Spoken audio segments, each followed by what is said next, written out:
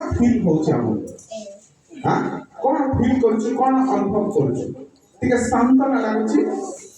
ଟିକେ ସାନ୍ତ୍ୱନା ପାଇବା ପରି ଲାଗୁଛି, ନା ଟିକେ ଚ୍ୟାଲେଞ୍ଜ ଲାଗୁଛି ଯେ କେମିତି ମୁଁ ପ୍ରଭୁଙ୍କୁ ଆପଣ ସମ୍ମୁଖରେ ସବୁବେଳେ ରଖିବି? ଟିକେ କଷ୍ଟ ଲାଗୁଛି ଏପଟେ ପଢିଲା ବେଳକୁ, ନା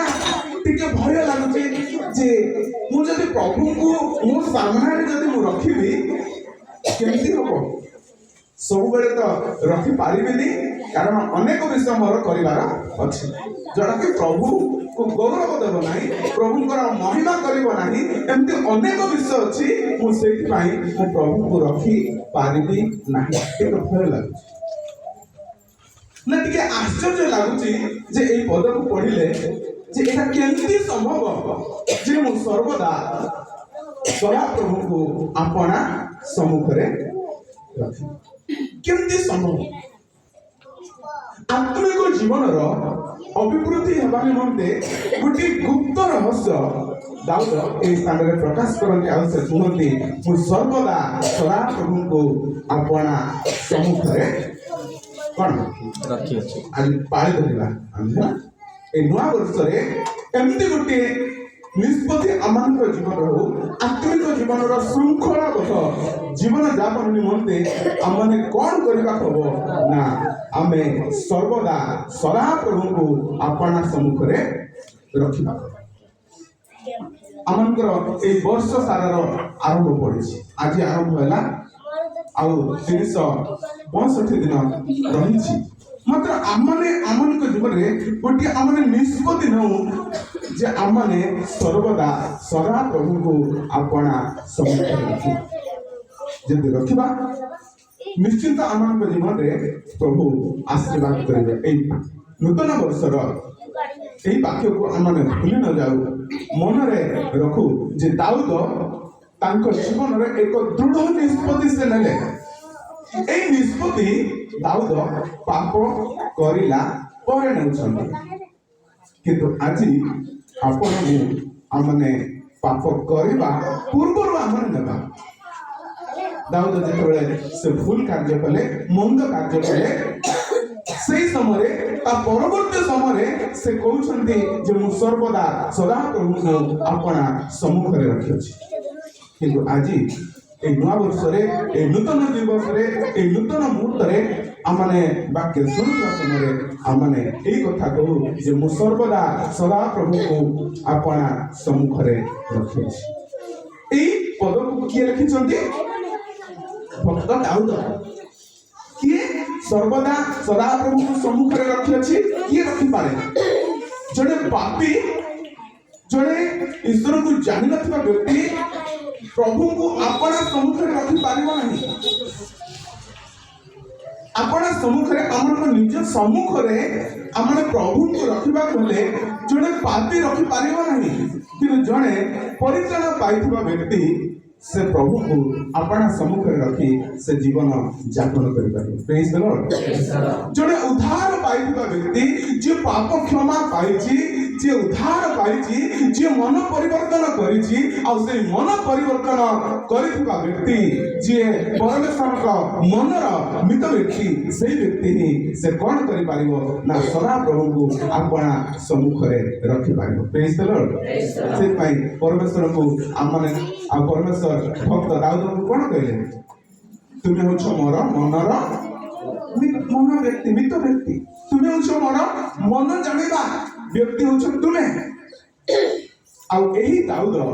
ସେ କଣ କରୁଛନ୍ତି ନା କହୁଛନ୍ତି ମୁଁ ସର୍ବଦା ସଦାପ୍ରଭୁଙ୍କୁ ଆପଣା ସମ୍ମୁଖରେ ରଖିଛି। ଯିଏ ପ୍ରଭୁଙ୍କୁ ବିଶ୍ୱାସ କରୁଛି, ଯିଏ ପ୍ରଭୁଙ୍କ ଉପରେ ଭରସା ରଖିଛି, ଯିଏ ପ୍ରଭୁଙ୍କୁ ଭୟ କରୁଛି, ସେହି ବ୍ୟକ୍ତି ହିଁ ସେ କହିବ ଯେ ମୁଁ ସର୍ବଦା ସଦାପ୍ରଭୁଙ୍କୁ ଆପଣା ସମ୍ମୁଖରେ ରଖିଛି। ଆଜି ନିଷ୍ପତ୍ତି ନେବା କି? ଆଜି ଏହି ମଣ୍ଡଳୀ ନିଷ୍ପତ୍ତି ନେବ କି ଯେ ମୁଁ ପ୍ରଥମ ଦିନରେ, ଆଜି ଦିନ ଠାରୁ ମୁଁ ସବୁଦିନ ସଦାପ୍ରଭୁଙ୍କୁ ମୋ ସମ୍ମୁଖରେ ରଖିଛି। ଏଇଠି ଦାଉଦ ସେ କଣ କହୁଛନ୍ତି? ଆଉ ସେ ପଦ ପଢନ୍ତୁ। ମୁଁ ସର୍ବଦା କେତେବେଳେ ପ୍ରଭୁଙ୍କୁ ସମ୍ମୁଖରେ ରଖିଅଛି? କେତେବେଳେ? ସମସ୍ତେ କେତେବେଳେ ଦାଉଦ କହୁଛନ୍ତି? ସବୁବେଳେ सदा प्रभु को अपना सम्मुखरे मात्र आमने अनेक समय परिस्थिति जितेबाला जटिल हम जितेबाला कष्टदायक समय आसो जितेबाला एमती परिस्थिति हम आम से परिस्थिति अतिक्रम कर से समय आम कौन करूँ ना प्रभु को आम सम्मुखें आम रखा नुह कि हाँ जितेबाला परिस्थिति जटिलतर हम अधिक कष्ट हम अधिक अधिक समस्या बढ़ी से आम प्रभु को सम्मुखें रखू किंतु अनेक समय आम प्रभु को रखी न था किंतु जदि भक्त दाऊद को पचारू से कहले सब बेले सर्वदा सदा प्रभु को अपना सम्मुखें रखी परिस्थिति में रखी कि आमने इच्छा हेले आम प्रभु को आम सम्मुखें आम रखू आम गोटे इच्छा अच्छी मो इच्छार आमने परिचय तो निज इच्छा द्वारा आमने परिचय तो आमने इच्छा हेले आम प्रभु को सम्मुखें रखू इच्छा न हेले आम प्रभु को कौन कर सम्मुखें रखी इच्छा हैला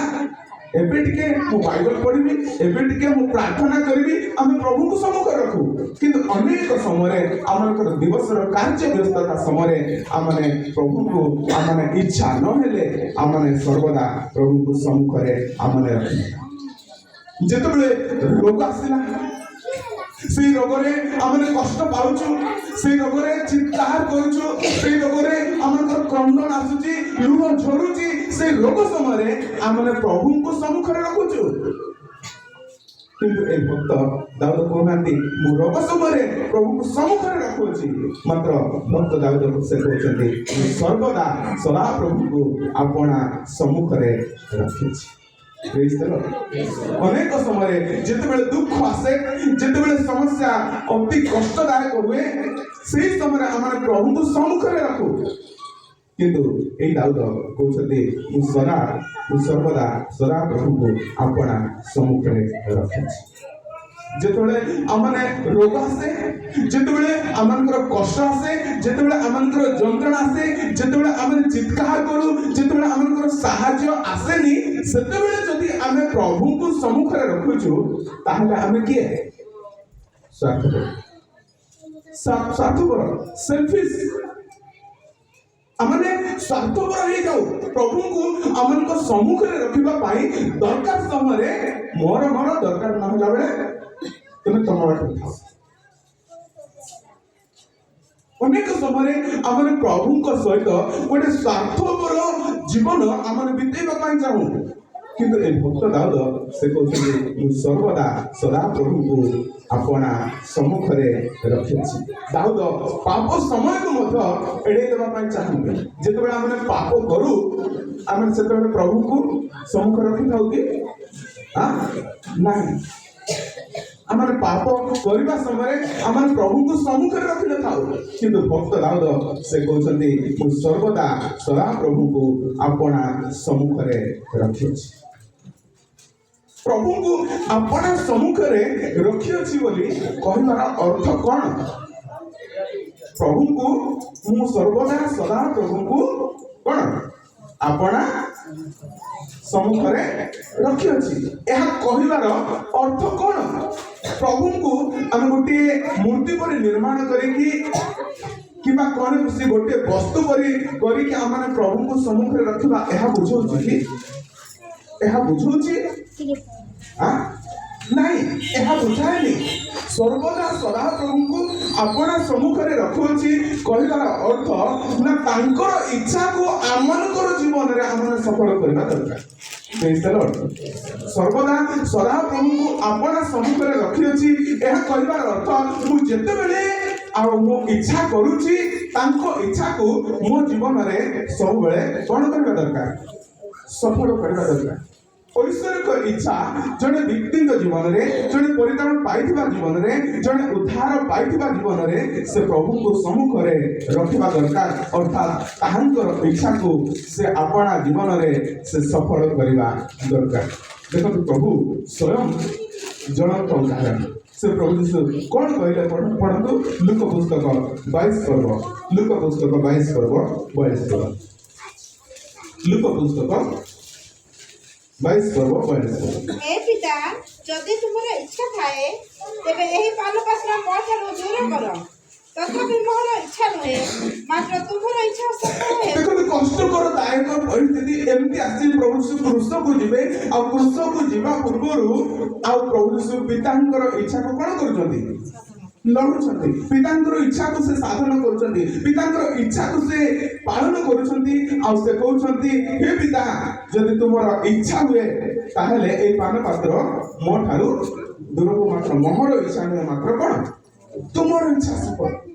तो आमने सर्वदा सदा प्रभु को अपन सम्मुख रे रखुची जते बेले कहूछु आमने तांको इच्छा को आमन को जीवन रे सब बेले सफल करिबा पाई आमने चाहूछु प्लीज द लॉर्ड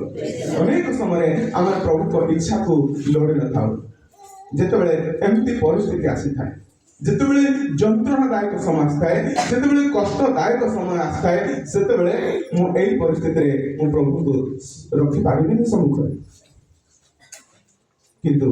प्रभु यीशु स्वयं से जनंत उदाहरण जिससे कौन कले ना पितांकर इच्छा को से सफल करू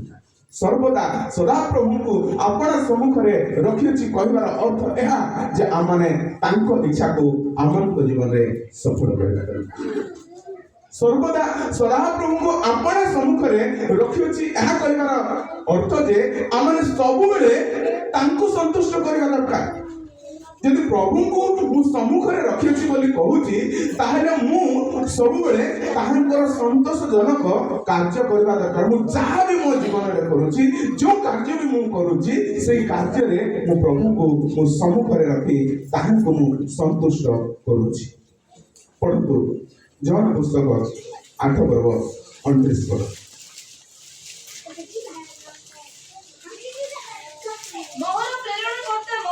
मोहर प्रेरण करता मो संगरे अछंती से मते एकाकी परित्याग करे नाही कारण मो सर्वदा ताहांको संतोषजनक कार्य करे प्रेज द लॉर्ड हालेलुया देखो प्रभु एई स्थान रे स्वयं कहले मोहर प्रेरण करता कासे अछंती मो संगर अछंती से मते कोन करनांती परित्याग करे नाही कारण मो सर्वदा ताहांको संतोषजनक कार्य करे जे प्रभुंकर संतुष्टजनक कार्य करे जे प्रभु को संतुष्ट करे आपनार कार्य द्वारा से प्रभु को सब बेले कोन करे सम्मुख रे रखे जोड़ा प्रभु को असंतुष्ट करिवो जोड़ा प्रभु को दुख देवो जहा प्रभु को कष्ट देवो जहा प्रभु को हृदय को आउ जंत्रणा देवो सेमती कार्य जड़े व्यक्ति करिवो नाही किए करिवो नाही जे प्रभु को अपना सम्मुख रे रखि आमने केते जण आमने आमनकर दैनंदिन जीवन रे आमने सर्वदा प्रभु को अपना सम्मुख रे आमने रखुछि से प्रभु मो संगर अछंती आ मु चाहा करबी से कार्य रे से प्रभु संतुष्ट हेबे मु जो विश्व करबा को जाउची से कार्य रे प्रभु संतुष्ट हेबे यदि प्रभु को आमे आमनकर कार्य करा द्वारा आमने संतुष्ट करूछु तबे जानतु जे आपण आपनकर प्रभु को अपना सम्मुख रखुछु यह जानतु यदि आपण तांकर इच्छा को पालन करूछंती निज इच्छा को पालन करूनांती ताहले जानतु यदि पालन करूछंती आपण प्रभु को अपना सम्मुख रखुछु यदि आपण प्रभु को आपण सामने रे रखि नांती सम्मुख रे रखि नांती ताहले तांकर इच्छा को मध्य पालन करिवे नाही जब प्रभु को अपना सम्मुख रखिछंती ताले से प्रभु को आपण प्रेम करी न करके रही पारे नहीं परंतु मत्ती पुस्तक 22 पर्व मत्ती पुस्तक 22 पर्व मत्ती पुस्तक 22 पर्व 37 पद से तांकु कहिले तुमे आपनार समस्त अंतकरण समस्त प्राण और समस्त मन देई प्रभु अपना ईश्वर को प्रेम करो प्रभु कहले तुम आपण समस्त अंतःकरण समस्त प्राण समस्त मन दे आपण ईश्वर को प्रेम कर जदि आम प्रभु को प्रेम करूछु समस्त ठार अधिक प्रेम करूछु एहा जानतु जे आपण प्रभु को सम्मुख रखुछु आपण हृदय आपण मन आपण प्राण आपण सर्वस्व दे आपण प्रभु को प्रेम करूछु ईश्वर जगत को प्रेम कले आपण अद्वितीय पुत्र कोन कले जदि आम प्रभु को प्रेम करूछु ताहले एहा जानतु जे आमने प्रभु को आपणा सम्मुख रे आमने रखुछु एहा जानतु जदि प्रभु को वाक्य को आमन को हृदय मध्य आमने रखिछु ताहले एहा जानतु जे आपण प्रभु को कोन करछथि प्रेम करछु जब प्रभु वाक्य आपण हृदय रखिंट आपण हृदय से वाक्य को धारण कर जानतु जे आपण प्रभु को प्रेम कर कारण गीत संहिता 119 पर्व 97 पद लिखा जाए गीत संहिता 119 पर्व 97 पद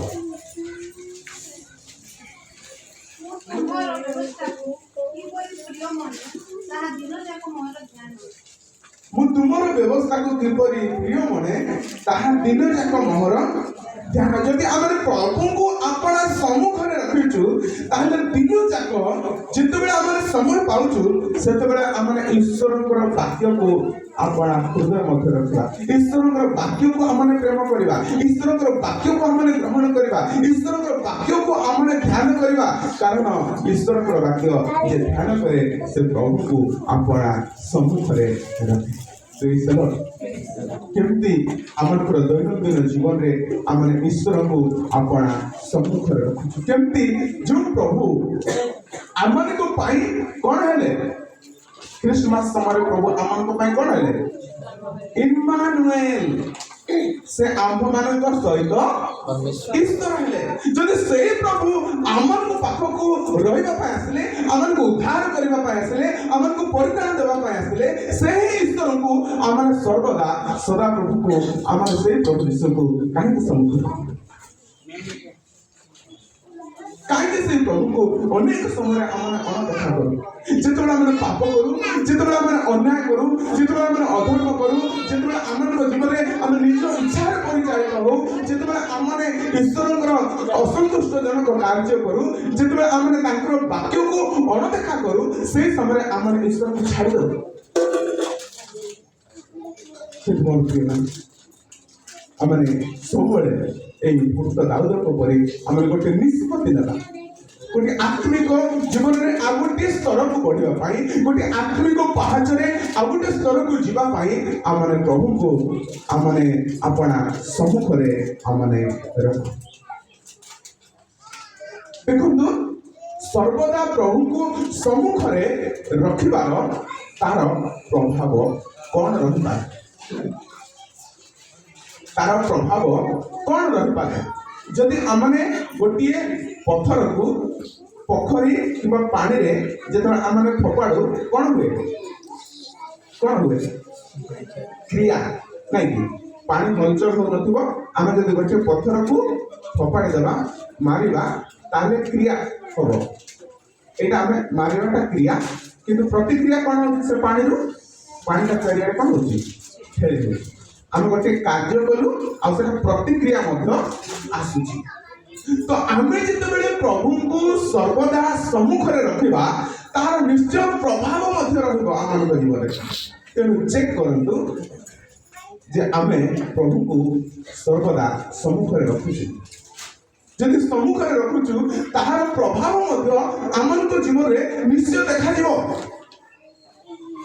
केमती ना आमनकर चिंता धारा रे प्रभाव पड़िबो प्रेज द लॉर्ड आमने कोन भाबुछु जदि प्रभु को मो सामना रे रखिछि ताले मोर भावना को प्रभु कोन करंती जानंती कारण ईश्वर सर्व ज्ञात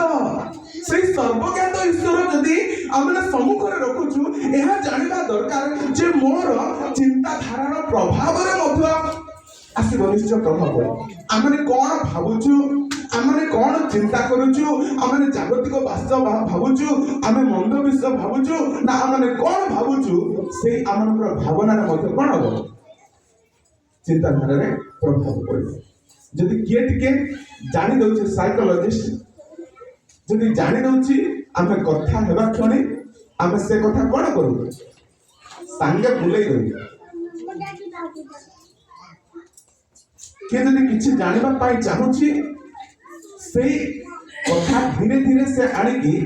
ଆମର ଚିନ୍ତାଧାରାକୁ ସେ ଟଚ୍ କରୁଛି, ତାହେଲେ ଆମେ କଣ କରୁ? ଆମେ ସାଙ୍ଗେ ସାଙ୍ଗେ ଆମର ଚିନ୍ତାଧାରା କଣ କରୁ ବୁଲେଇ ଦେଇକି ଆମେ ଅନ୍ୟ କଥା ହଉ। ତ ଆମଙ୍କର ମନର ଭାବନା ଆମଙ୍କର ଚିନ୍ତାର ଭାବନା ଯେତେବେଳେ ଆମେ ପ୍ରଭୁଙ୍କୁ ସାମ୍ନାରେ ରଖୁ ସେତେବେଳେ ଆମଙ୍କର ମନ ଆମଙ୍କର ଚିନ୍ତାଧାରାରେ ମଧ୍ୟ ପ୍ରଭାବ ପଡ଼ିବ। ଆଉ ଆମେ ଜାଗତିକ ହେବା ନାହିଁ, ଆମେ ପାର୍ଥିବ ବିଷୟରେ ଆମେ ଆସକ୍ତ ହେବା ନାହିଁ, ଆମେ ଉର୍ଦ୍ଧ୍ୱସ୍ଥ ବିଷୟରେ ଆମେ ଆସକ୍ତ ହେବା। ଜଗତର ବିଷୟକୁ ଆମେ ଚିନ୍ତା କରିବା ନାହିଁ, ଜଗତର ବିଷୟରେ ଆମେ ହଜିଯିବା ନାହିଁ, ମାତ୍ର ଆମେ ଆତ୍ମିକ ବିଷୟରେ ଆମେ ହଜିଯିବା ଯଦି ଆମେ ପ୍ରଭୁଙ୍କୁ ଆପଣା ସମ୍ମୁଖରେ ରଖୁଛୁ। ଯଦି ଆମଙ୍କର ସମ୍ମୁଖରେ ଆମେ ପ୍ରଭୁଙ୍କୁ ରଖୁଛୁ ତାହେଲେ ଆମଙ୍କର କଥା ଭାଷାରେ ମଧ୍ୟ ପ୍ରଭାବ ପଡ଼ିବ। ଆମେ କେମିତି କଥା ହଉଛୁ ସେଇ କଥାରେ ମଧ୍ୟ ପ୍ରଭାବ ନିଶ୍ଚୟ ପଡ଼ିବ। ମୁଁ ଯାହା କହୁଛି ଏଇଟା ଭଲ କହୁଛି ନା ଖରାପ କହୁଛି,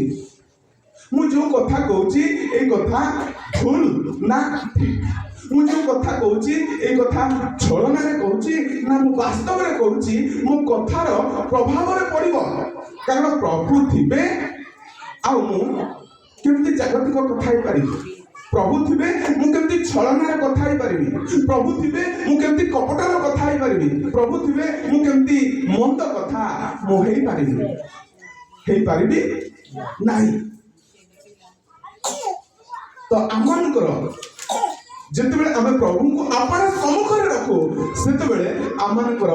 କଥାରେ ମଧ୍ୟ ନିଶ୍ଚୟ ପ୍ରଭାବ ପଡ଼ିବ। ଆମେ ଯେତେବେଳେ ଆମେ ଏଇ କଥା ଆମେ କହୁଛୁ ଠିକ କଥା ସେତେବେଳେ ଆମେ ପ୍ରଭୁଙ୍କୁ ଗୌରବ ଦେବା ପାଇଁ ଆମେ ଚାହିଁବା, କିନ୍ତୁ ଯେତେବେଳେ ମନ୍ଦ କଥା ହଉଛୁ ସେତେବେଳେ ଆମେ ପ୍ରଭୁଙ୍କୁ ଆପଣା ସମ୍ମୁଖରେ ଆମେ ରଖୁନା। ଆଉ ଯେତେବେଳେ ଆମେ ପ୍ରଭୁଙ୍କୁ ଆପଣା ସମ୍ମୁଖରେ ରଖୁଛୁ ତାହାର ପ୍ରଭାବ ଆମମାନଙ୍କର କାର୍ଯ୍ୟକଳାପରେ ମଧ୍ୟ ପଡ଼ିବ। ଆମେ କଣ କାର୍ଯ୍ୟ କରୁଛୁ, ପ୍ରଭୁ ଯଦି ଆମ ସାମ୍ନାରେ ଅଛନ୍ତି କେମିତି ଯାଇକି ମୁଁ ଭୁଲ କାମ କରିବି, କେମିତି ଯାଇକି ମୁଁ ସିଗାରେଟ ପିଇବି, କେମିତି ଯାଇକି ମୁଁ ପୁଡ଼ିଆ ଖାଇବି, କେମିତି ଯାଇକି ମୁଁ ନିଶା ଖାଇବି। ଯଦି ମୁଁ କହୁଛି ମୁଁ ସର୍ବଦା ପ୍ରଭୁଙ୍କୁ ସମ୍ମୁଖରେ ରଖିଅଛି ତାହେଲେ ସେଇ ପ୍ରଭୁଙ୍କୁ ଧରିକି ମୁଁ ଯାଇକି ଏ ମନ୍ଦ କାର୍ଯ୍ୟ କରିବି ନା, ମୁଁ କେବେ ସେମିତି କରିପାରିବିନି। କିନ୍ତୁ ଅନେକ ସମୟରେ ଆମେ ପ୍ରଭୁଙ୍କୁ ଆମେ ସମ୍ମୁଖରେ ରଖିକି ଆମମାନଙ୍କର ଖ୍ରୀଷ୍ଟିଆନ ଜୀବନ ଆମେ ଅତିବାହିତ କରୁଛୁ। ସେ ପ୍ରଭୁ ପରା ଆମମାନଙ୍କ ସଙ୍ଗରେ ଅଛନ୍ତି,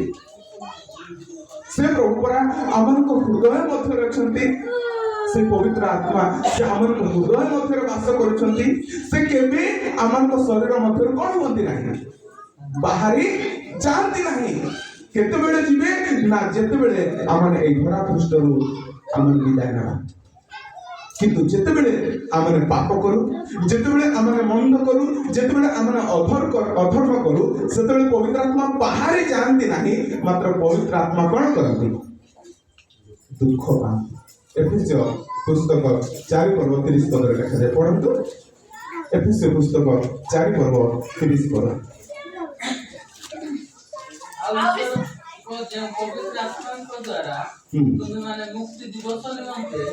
ମୁଦ୍ରାଙ୍କିତ ହେଇଛ ତାହାକୁ ଦୁଃଖ ଦିଅ ନାହିଁ। ଆମେ ପବିତ୍ର ଆତ୍ମାଙ୍କୁ ଦୁଃଖ ଦେଉଛୁ। ଆମେ ଯେଉଁ ପ୍ରଭୁଙ୍କୁ ଆମ ଭିତରେ ଅଛନ୍ତି, ଆମ ସଙ୍ଗରେ ଅଛନ୍ତି, ଆମର ସମ୍ମୁଖରେ ଅଛନ୍ତି, ସେଇ ପ୍ରଭୁଙ୍କୁ ଆମେ କଣ କରୁଛୁ, ଦୁଃଖ ଦେଉଛୁ। କେମିତି ତା ତଳ ପଦରେ ସମସ୍ତ ପ୍ରକାର କଟୁ ଭାବ, ରାଗ, କ୍ରୋଧ, କଳହ, ନିନ୍ଦା, ପୁଣି ସମସ୍ତ ପ୍ରକାର ହିଂସା